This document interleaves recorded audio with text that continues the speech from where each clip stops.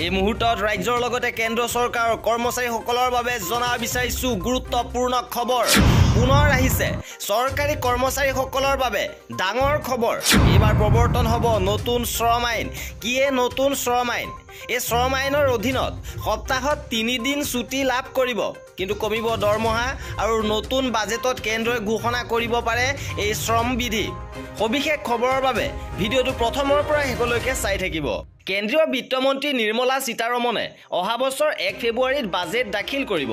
মোদী চৰকাৰৰ দ্বিতীয় কাৰ্যকালৰ অন্তিমখন বাজেট দাখিল কৰিবলৈ ওলাইছে নিৰ্মলা সীতাৰমণে, কাৰণ তাৰ পাছতে সমগ্ৰ দেশতে লোকসভা নিৰ্বাচন অনুষ্ঠিত হ'বলৈ গৈ আছে। সম্ভৱতঃ এইবাৰ বাজেটত কেন্দ্ৰীয় চৰকাৰী কৰ্মচাৰীসকলৰ বাবে বিশেষ ঘোষণা কৰা হ'ব। কেন্দ্ৰীয় চৰকাৰে এইবাৰ বাজেটত শ্ৰম আইন প্ৰৱৰ্তনৰ কথা ঘোষণা কৰাৰ সম্ভাৱনা আছে। কেন্দ্ৰীয় চৰকাৰে দীৰ্ঘদিন ধৰি সমগ্ৰ দেশতে শ্ৰম আইন কাৰ্যকৰী কৰাৰ পৰিকল্পনা কৰি আহিছিল, যদিও ৰাজ্যসমূহৰ মাজত একমত নোহোৱাৰ বাবে এই আইন কাৰ্যকৰী কৰাত পলম হৈছে। যদিও এতিয়ালৈকে বিত্তমন্ত্ৰীয়ে এই সন্দৰ্ভত একো কোৱা নাই, তথাপিও লোকসভা নিৰ্বাচনৰ পূৰ্বে চৰকাৰে এটা ডাঙৰ ঘোষণা কৰিব পাৰে বুলি আশা কৰা হৈছে। উল্লেখযোগ্য যে ভাৰতত 29খন কেন্দ্ৰীয় শ্ৰম আইন 4খন সংহিতাত বিভক্ত।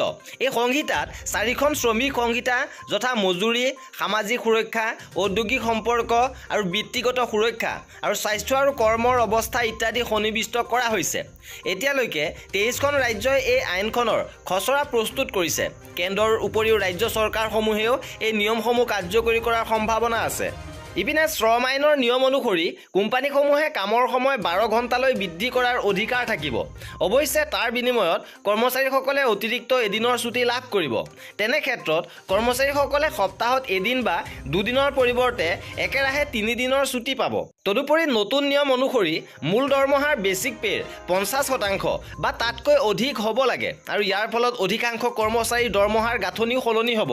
বেচিক পে' বৃদ্ধিৰ বাবে PF আৰু গ্ৰেচুইটি পূৰ্বতকৈ অধিক কৰ্তন কৰা হ'ব, অৰ্থাৎ লাভ কৰা দৰমহা আগৰ তুলনাত কম হ'ব পাৰে, আৰু কৰ্মজীৱনত PFৰ বাবে অধিক ধন কৰ্তন কৰিলে অৱসৰৰ পিছত অধিক ধন লাভ কৰিব।